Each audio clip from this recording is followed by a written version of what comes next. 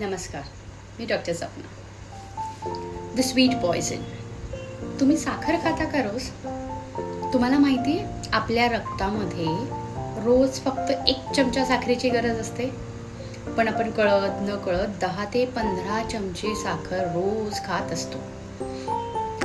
आज मी तुम्हाला सांगणार आहे आपल्या जिभेला ही गोड वाटणारी साखर कशा प्रकारे आपल्या बॉडीची कडू अवस्था करू शकते.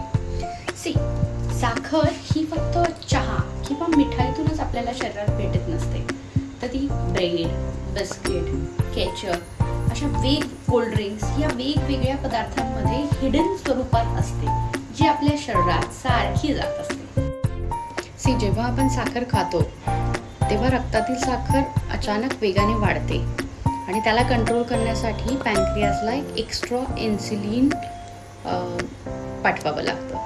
असे सारखे स्पाइक जर वाढत गेले तर ते पेशंटला रेजिस्ट करायला लागतात आणि दॅट इज द रिझन ती साखर आपल्या रक्तात तशीच पडून राहते आणि त्यामुळे बॉडीमध्ये सूज येणे आणि इन्फ्लेमेशन वाढायला सुरुवात होते. त्याचमुळे तुम्हाला हार्ट अटॅक आणि मधुमेहासारखे आजार होऊ शकतात. हे झालं पहिलं कारण. दुसरं कारण म्हटलं तर स्किन. साखरेमुळे ग्लायसेशन नावाची एक प्रक्रिया होत असते, ज्यामुळे आपल्या शरीरातील जे कोलॅजिन आहे ते खराब होऊन जाते. जर कोलॅजिन आणि इलास्टिकचं कामच असतं की आपल्या त्वचेला प्रफुल्लित ठेवणं, अँटी एजिंग ठेवणं, पण जर ग्लायसेशन प्रोसेस वाढली तर आपलं कोलॅजिन जे आहे ते खराब होऊन जातं आणि तुमच्या चेहऱ्यावर सुरकुत्या यायला लागतात, तुमचा ग्लो चालला जातो. हा इफेक्ट तुमच्या चेहऱ्यावर दिसायला लागतो. हा झाला स्किन रिलेटेड मोठा प्रॉब्लेम. साखर खाल्ल्याने डोपामाइन हार्मोन रिलीज होतो, म्हणजे हॅपी हार्मोन, ज्यामुळे तुम्हाला खूप आनंदी वाटायला लागतं, तुम्ही खूप खुश होतात. परंतु हा हॅपी हार्मोन रिलीज झाल्यामुळे तुम्हाला तो कंटिन्युअसली रिलीज ठेवावा असं वाटतो आणि त्यामुळे तुम्ही साखर खात राहतात, गोड पदार्थ खात राहतात आणि तुम्हाला त्याची चटक लागते.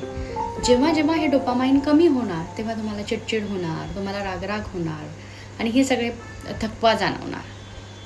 हे त्याचे brain related problems. Liver problem.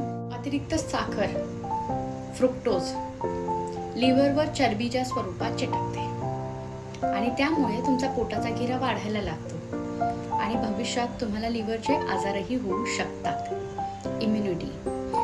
साखर खाल्ल्यामुळे तुमचे जे WBCs आहे, प्लेटलेट्स आहे, त्यांची फायटिंग कॅपॅसिटी कमी होत असते. त्यामुळे तुम्हाला अनेक आजारही उद्भवू शकतात.